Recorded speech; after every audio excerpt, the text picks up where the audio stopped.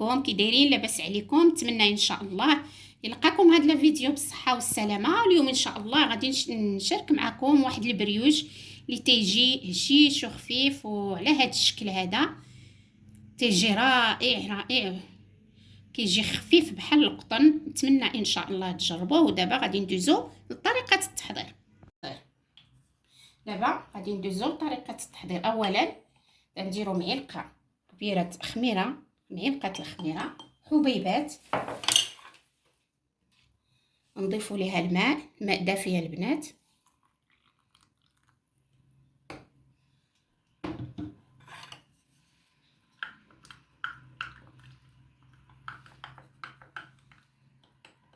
دابا غادي نخليوها ترتاح بلا ما تطلع لينا هاد الخميره ديالنا.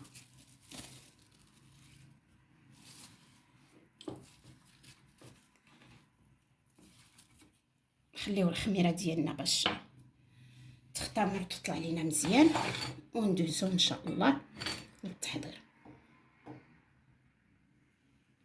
عندنا الماء دافي، الماء دافي البنات، هما 2 كيسان الماء دافي طلع بعض.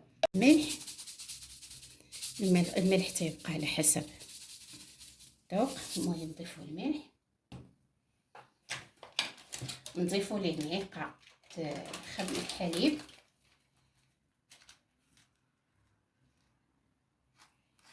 معلقه الحليب. البنات اللي بيدير الحليب السائل يديروا، اللي ما عندوش حليب بودر يدير حليب سائل.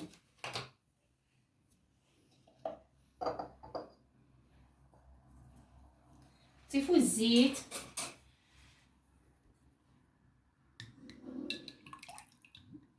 جوج معلقات الزيت. الزيت البنات زيت نباتيه.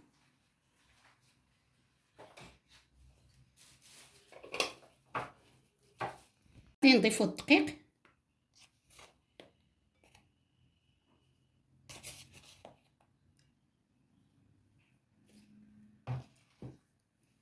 نضيفوا بيضه،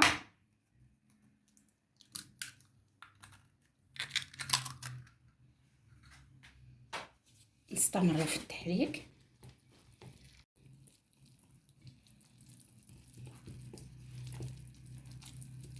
بعد ما خلطناه حصلنا على هذا القوام هذا، دابا غادي نضيفوا ليه معلقه الزبده.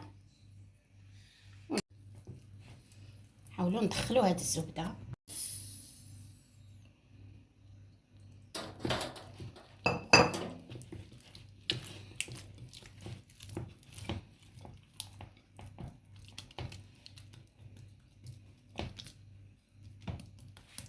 ودابا غادي نغطيوها ونخليو العجين ديالنا ترتاح تقريبا ساعتين. العجين ديالنا من بعد ما خليناها تخمرات كنخرجوا الهواء من العجين بهذا الشكل هذا، ونستمروا دابا في تقطيع العجينه.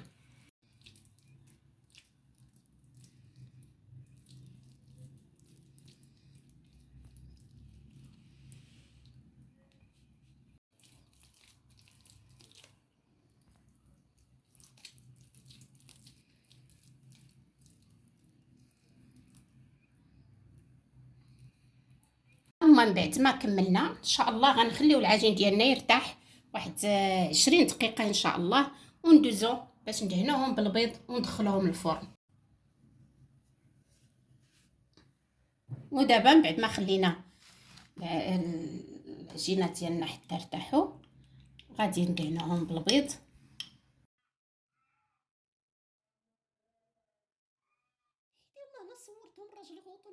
ندهنوهم بصفارة البيض. هاد صفار البيض كنديرو فيه قطرات الخل فر عندكم.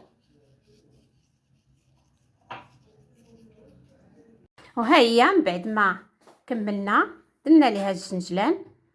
انا درت البافو، جوج درت ليهم بافو، جوج درت ليهم الزنجلان الابيض واللي متوفر عندكم.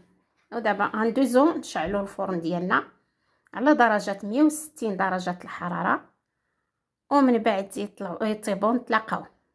ها هو البريوش ديالنا بعد ما خرجناه من الفرن كيجي على هذا الشكل هذا. نتمنى ان شاء الله تجربوه لينال الاعجاب ديالكم ان شاء الله بحول الله. بالطريقه ديالي. خلوا لنا الاشتراك وتعليق ولايك، وصلكم دائما، واشتركوا في القناه وضغطوا على الجرس يوصلكم دائما الجديد. والسلام عليكم.